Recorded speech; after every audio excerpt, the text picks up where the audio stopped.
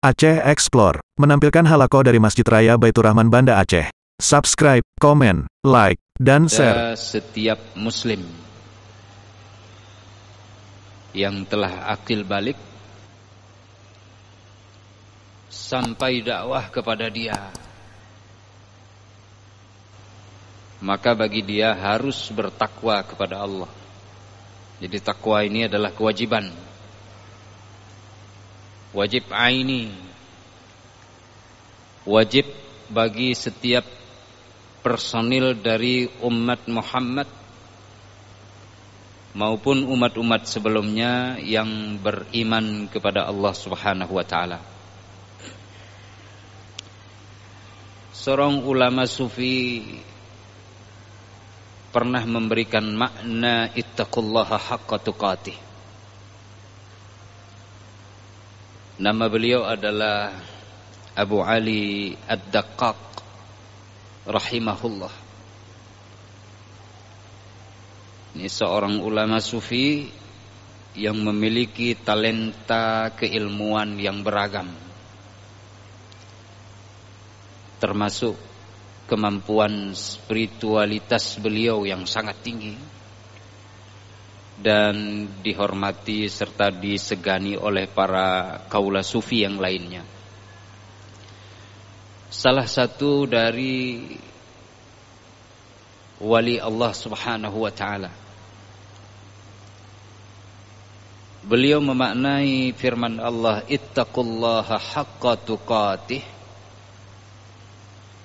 Maknanya adalah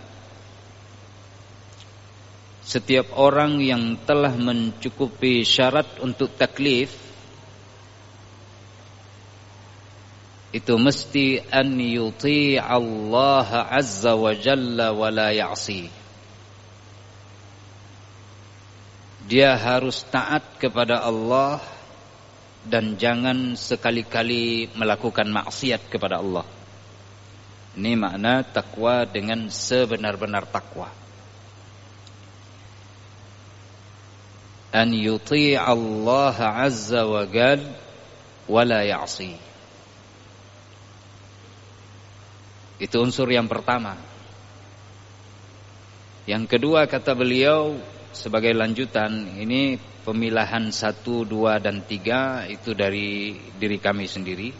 Sebenarnya beliau satu statement, satu wacana bagi beliau sampaikan. An yuti' Allah azza wa jalla wa la ya'si wa yadhkurahu wa la yansa wa yashkura ni'matahu wa la yakfur.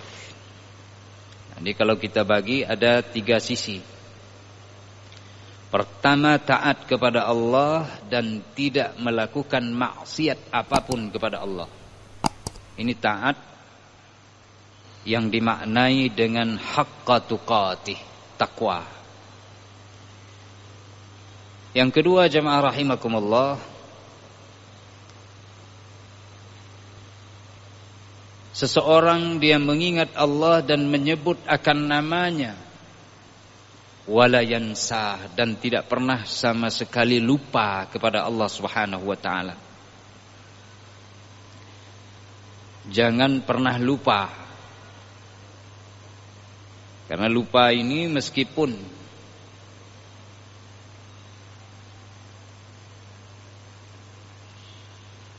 kita diangkat qalamnya, rufi'al qalam an thalas. Salah satunya yaitu orang yang lupa. Nanti ada 2 hadis yang menyebutkan tentang hal ini. Tetapi melupakan Allah Subhanahu wa taala ini akan dituntut oleh Allah Subhanahu wa taala. Jadi tidak boleh sama sekali melupakan Allah. Jadi harus selalu sadar dan disebut nama Allah baik dengan perbuatan, dengan lisan maupun dengan hati. Nah, ini makna takwa dengan sebenar-benar takwa.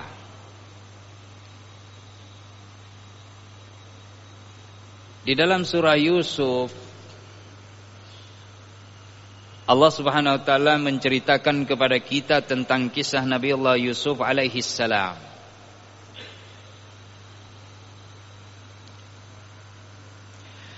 Udhkurni 'inda rabbik fa ansahu asy-syaitanu dzikra rabbih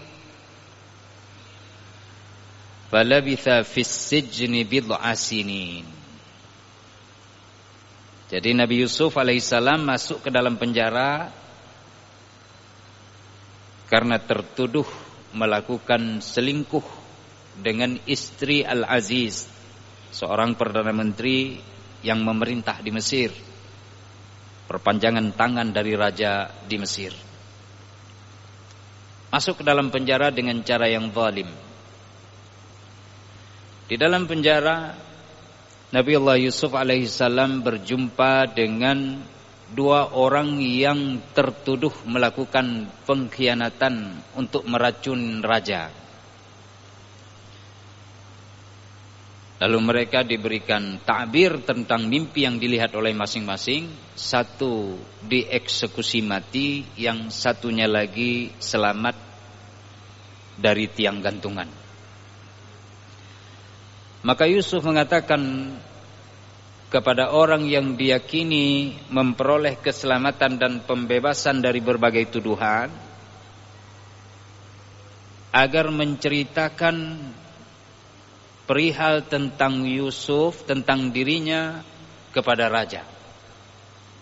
Tetapi kemudian dengan girangnya orang yang selamat dari sanksi dan hukuman lupa untuk menyebutkan nama Yusuf kepada sang raja. Sehingga dengan demikian Nabi Allah Yusuf alaihissalam harus mendekam di dalam penjara selama beberapa tahun. Falabitha fis sijni bid'a sinin. Bid'a 3 sampai dengan 9. Jumhur ulama tafsir mengatakan sampai dengan 7 tahun. Nabi Allah Yusuf alaihissalam berada di dalam penjara disebabkan oleh karena orang yang menyampaikan pesan Yusuf lupa kepada Yusuf. Lupa tidak dianggap dosa. Tapi dengan kelupaan bisa menyebabkan kezaliman terhadap orang lain. Dengan lupa ada hak dan kewajiban yang harus ditunaikan oleh seseorang menjadi terabaikan sama sekali. Itu penafsiran yang pertama. Penafsiran yang kedua, jamaah rahimakumullah,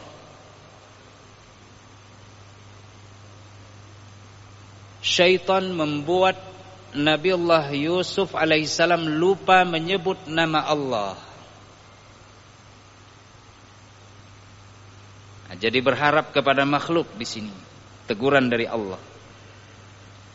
Nanti kalau ente keluar dari penjara dan engkau telah selamat dari tuntutan dan hukuman, tolong sampaikan perihal diriku yang teraniaya ini, dizalimi masuk ke dalam penjara. Sebut kepada raja. Raja mungkin tidak tahu perihal tentang diriku.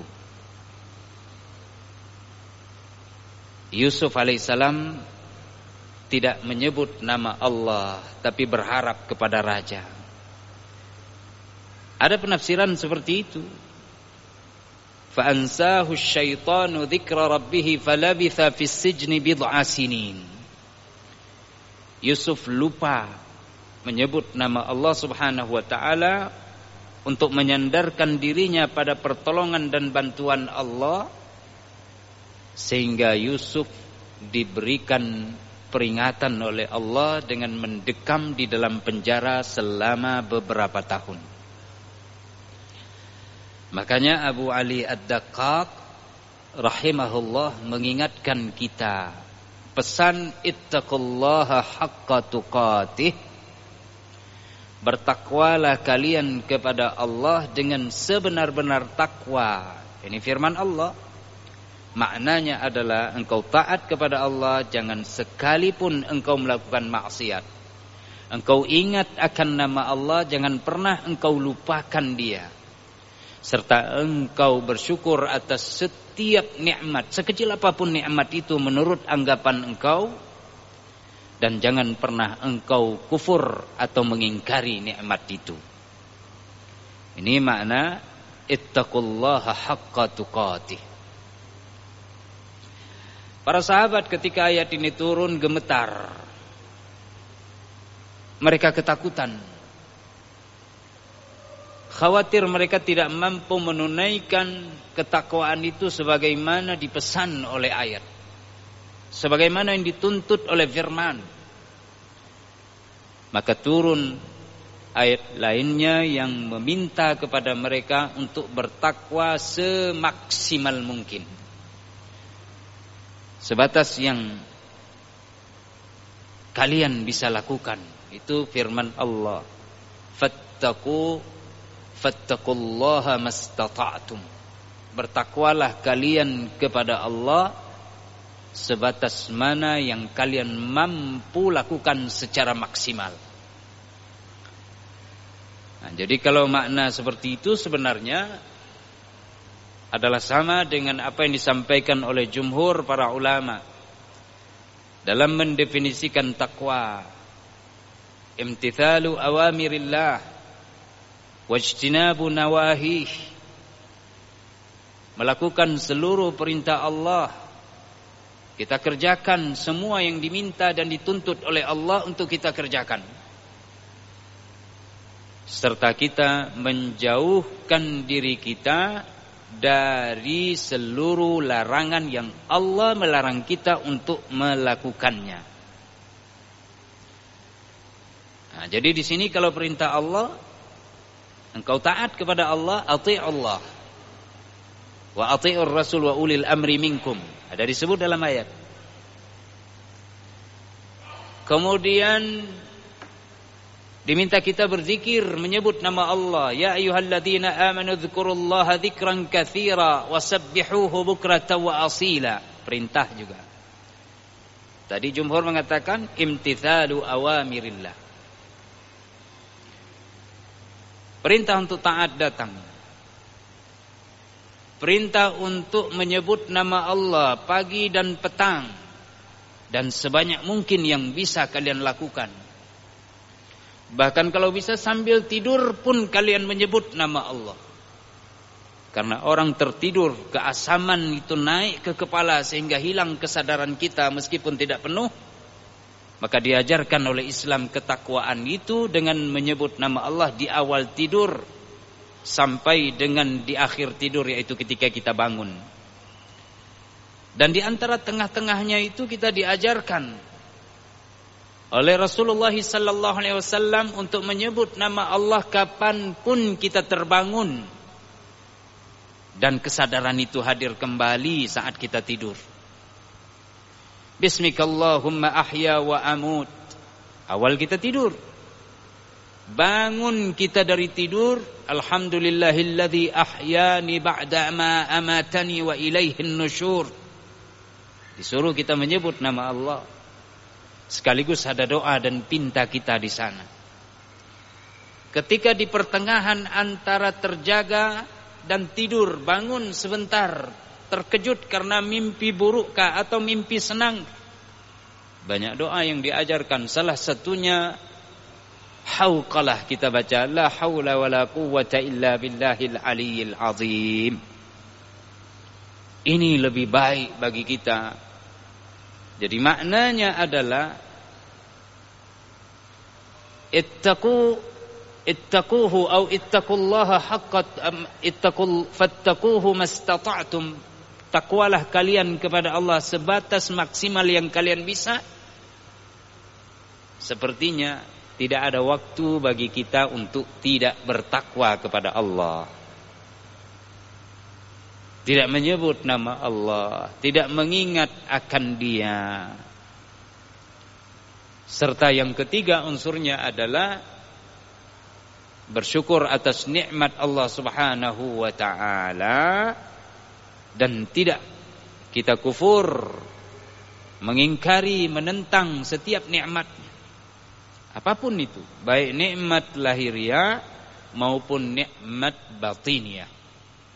Lahiriah banyak, diri kita sendiri, tubuh kita, kesehatan,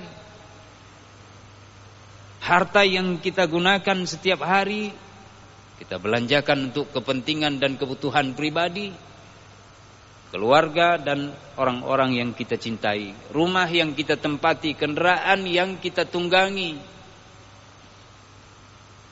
Dan banyak sekali nikmat. Wa in ta'uddu ni'matallahi la tuhsuha innal insana ladzalumun kaffar. Jika kalian menghitung nikmat Allah Subhanahu wa taala, kalian tidak akan sanggup menghimpunnya di dalam catatan, dalam ingatan.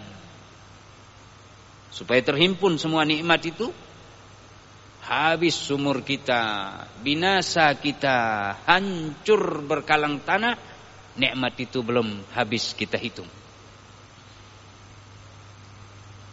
Sidang jemaah rahimakumullah, nikmat batin, iman,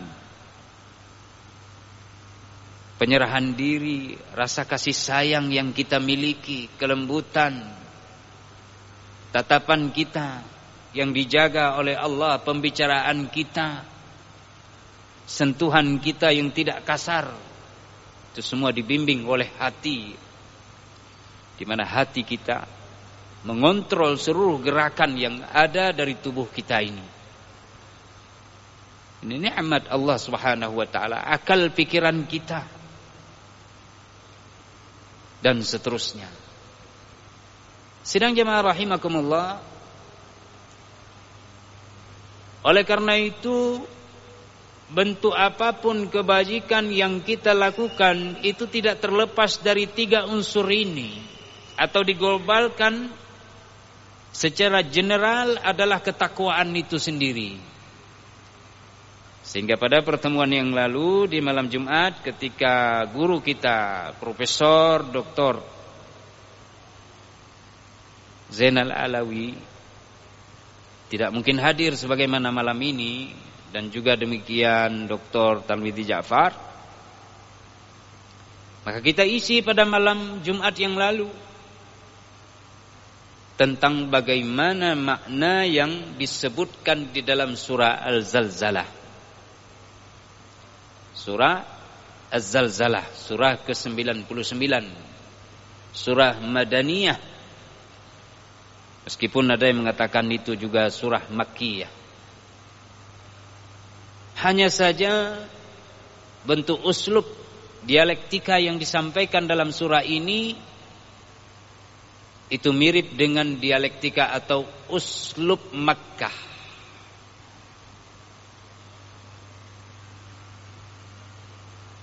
Kita sampai beberapa ayat.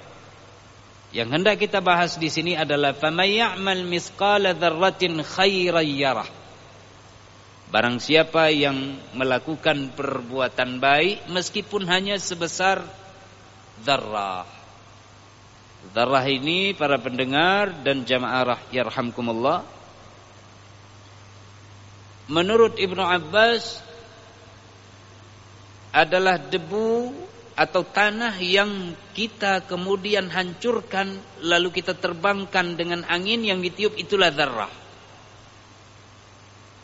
Ada sementara ulama mengatakan ketika cahaya matahari menerobos masuk dari celah-celah dinding atau atap rumah, lalu ada debu yang berterbangan terlihat dengan mata kita, itu adalah dzarrah. Ada sementara ulama pada masanya memberikan arahan dan petunjuk kepada masyarakat yang hidup di sekitar beliau bahwa dzarrah itu adalah biji-bijian yang terkecil seperti biji sawi, yang kemudian diterjemahkan dengan bahasa kita orang-orang Melayu ini seperti biji bayam. Kecil sekali. Kadang kita mengambil segenggam, kita tabur, lalu ada sedikit tertempel, tertinggal pada tangan kita, kita hempaskan begitu, tidak peduli. Tapi di sisi Allah Subhanahu wa taala, sekecil apapun ketakwaan yang merupakan makna kebajikan khaira yarah, dia akan melihat, dia akan dapat balasannya, dan dia akan mengetahuinya kelak pada hari kiamat. Tidak ada yang tersia-siakan, tidak ada yang dibiarkan dia lalu begitu saja tanpa dilihat oleh Allah. Maka takwa yang seperti itulah yang semestinya hadir dalam diri setiap kita sebagai seorang muslim. Sehingga Rasulullah SAW di dalam banyak hadis menyebutkan, salah satunya diriwayatkan oleh Ibnu Majah dan Ibnu Hibban, bahwa Aisyah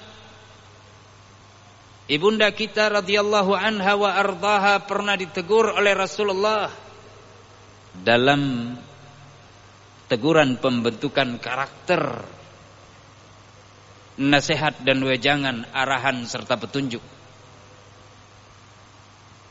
Nabi sallallahu alaihi wasallam mengatakan kepada Aisyah, "Iyyaki wa muhaqqaratidz dzunub." Hati-hati.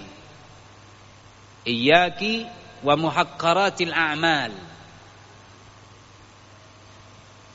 Ini makna ijtinabu nawahih. Hati-hati wahai Aisyah, jauhi olehmu dosa-dosa yang kecil. Fa inna laha minallahi ta'ala taliban. Karena dosa yang kecil itu yang dianggap sepele oleh manusia, itu akan dituntut oleh Allah Subhanahu wa ta'ala. Tidak ada yang terlupa, tidak ada yang dibiarkan berlalu, ada dituntut oleh Allah. Allahumma kecuali Allah memaafkannya, mengampuninya, menghapuskannya, atau dia dihapus dikarenakan karena ada janji lainnya, innal hasanat yudhibnas sayyiat. Sesungguhnya kebajikan yang dilakukan oleh seseorang akan mampu menganulir, menghapus, mengeliminasi keburukan yang dia lakukan. Salat 5 waktu sehari semalam menghapus dosa-dosa kecil itu. Tapi maksud Rasulullah SAW, meskipun bisa dihapus, jangan anggap sepele, wahai Aisyah. Karena di dalam hadis yang lainnya, Rasulullah SAW bersabda, jamaah yarhamkumullah, semoga Allah merahmati kita semua. Apa dikatakan oleh Rasulullah? Iyyakum wa muhaqqaratidz dzunub. Hati-hati kalian semua ya. Ini kata Rasulullah. Ayo menghindar dari dosa-dosa yang kecil. Fa innahunna yajtami'na 'ala ar-rajul. Boleh jadi dosa yang kecil itu terkumpul pada diri seseorang hatta yuhliknahu, sehingga dosa kecil itu yang terkumpul bisa membinasakan seseorang. Kita berdiri di salah satu bahagian dari bumi ini. Kita ingin tatap lautan lepas, dan kita bisa melihatnya. Tetapi jamaah rahimakumullah, ketika ada bebatuan kecil yang menumpuk sehingga membentuk sebuah gunung yang tinggi, maka lautan lepas itu akan terhalang, akan menghalangi pandangan mata kita untuk bisa menatap lautan lepas. Sehingga para ulama memberikan tamthil, permisalan. Bukankah gunung yang tinggi itu di awal mulanya adalah kerikil yang berkumpul sehingga menjadi besar. Kalau dilihat dengan ilmu tentang lautan, tentang gunung, itu diteliti oleh para ahli. Di dalam lautan, di dalam samudra ada gerakan magmatik bumi, di mana panas bumi itu mencari celah dari bagian piringan ataupun bumi yang agak sedikit lemah atau memiliki celah retakan, sehingga mengeluarkan magmanya ke atas. Magma itu kemudian bercampur dengan air laut sehingga membentuk sedimen. Hari demi hari, waktu demi waktu, terus bulan, tahun, bahkan sampai dengan miliaran tahun, dia terbentuklah sebuah gunung yang besar menjulang tinggi seperti Himalaya. Dulunya adalah dari sesuatu yang kecil Allah ciptakan bermiliar-miliar tahun. Begitu juga dengan dosa kecil. Apabila sering kita lakukan, kita tidak mau peduli, kata Rasulullah, fa innahunna yajtami'na 'ala ar-rajul hatta yuhliknahu. Boleh jadi dosa yang kecil itu terkumpul pada diri seseorang sehingga dosa itu mampu membinasakan seseorang. Ini dari sisi ijtinabun nawahi. Kalau kita kembali ke dalam surah Al-Zalzalah, wa may ya'mal misqala dzarratin syarran yarah. Barang siapa yang melakukan keburukan meskipun hanya sebesar debu, atau zaman sekarang setelah ditemukan atom sebesar atom, maka dia pasti akan mendapatkan balasannya. Pasti dia akan ketahui nanti pada masanya, bila zalzalah adalah gempa yang mengguncang dengan dahsyat, atau diterjemahkan dengan goncangan yang dahsyat, yang memiliki 3 karakter yang kita sebutkan pada pertemuan yang lalu. Ada gerakan pertama. Yang kedua, ada ketidaktenangan, al-ittirab. Yang ketiga, ada al-ihtizaz, goncangannya bergerak ke atas ke bawah. Jadi skalanya sangat meluas sehingga manusia ketakutan. Dan pada waktu itu manusia bertanya, ada apa dengan bumi? Bumi pun memberikan jawaban tentang perihalnya, bahwa dia telah diwahyukan oleh Allah untuk memberitakan beritanya, yaitu bahwa goncangan hari ini adalah karena perintah Allah. Ini kiamat. Manusia ketakutan. Tidak ada arti sama sekali. Orang yang mencuri akan mengatakan, aku akan dipotong tanganku. Orang yang merampok, aku akan diberikan balasan pada hari ini. Orang yang memutuskan tali silaturahim juga demikian. Hari ini aku juga akan diputuskan hubungan dengan diriku. Yauma la yanfa'u malu wala banun illa man atallaha biqalbin salim. Pada hari di mana tidak ada manfaat harta dan keturunan, kecuali mereka yang datang kepada Allah dengan hati yang murni, hati yang ikhlas, hati yang bertakwa, hati yang penuh dengan penyerahan diri secara totalitas kepada Allah Subhanahu wa taala. Yauma yafirrul mar'u min akhihi wa ummihi wa abihi wa sahibatihi wa banihi likulli imri'in minhum yawma idzin sya'nu yughni. Hari di mana semua orang yang kita cintai, saudara kita, ayah kita, istri kita, anak-anak kita, semuanya tidak ada peduli dengan kita pada hari itu, karena kita sibuk dengan urusan privasi masing-masing. Tidak sempat tolong, tidak sempat lirik ke sana kemari. Kalaupun melirik, tidak ada peduli dengan apa yang kita lirik.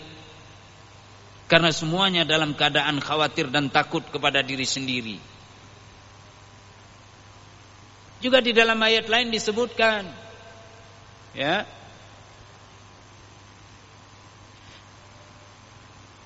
bagaimana seseorang lari dari istrinya lari dari orang-orang yang pernah membantunya. Bahkan kalau bisa dia memberikan tumbal, atau kalau bisa dia tebus dengan istri, kasih istri, yang penting aku selamat dari neraka. Anak, ini ambil anak, biar aku yang selamat, siksa saja anakku. Wa man fil ardi jami'an thumma yunjih. Kalau ada manusia yang bisa berkumpul, lalu kita ambil satu genggam, ini ambil mereka siksa, biar aku yang selamat dari neraka untuk menuju ke surga. Kalla innaha ladha nazza'atan lishawa tad'u man adbara wa tawalla wa jama'a fa'au'a. Innal insana khuliqa halu'a idza massahu syarru jazu'a wa idza massahu khairu manu'a illa al-musallin, dan lain-lain. Ini neraka ladha. Neraka ladha. Begitu kena hawa panasnya, dia mengupas kulit muka.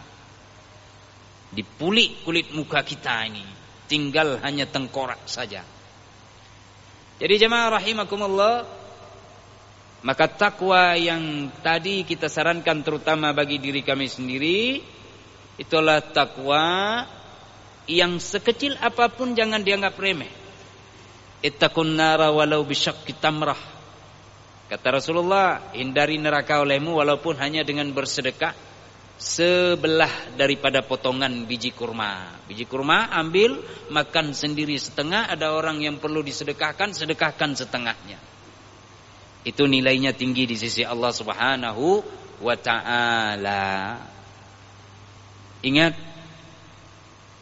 umat Nabi Muhammad itu, bahkan umat-umat yang lain nanti pada hari kiamat terpisah-pisah tuh. Ya. Yauma idzi yasdurun nasu ashtata. Berpecah-pecah, berkelompok-kelompok. Paling kurang 2 kelompok, yang selamat dan yang celaka. Lalu yang celaka berkelompok-kelompok, ada kafir, munafik, fasik dan lain-lain. Kemudian yang selamat juga berkelompok-kelompok. Ada 70.000 golongan masuk surga dari umat Muhammad tanpa hisab. Lalu Nabi minta lagi, ya Allah tambahkan untuk diriku, ditambahkan setiap dari seorang dari 70.000 ditambah 70.000 lagi. Maka kita masuk 4 miliar lebih masuk surga umat Muhammad tanpa hisab.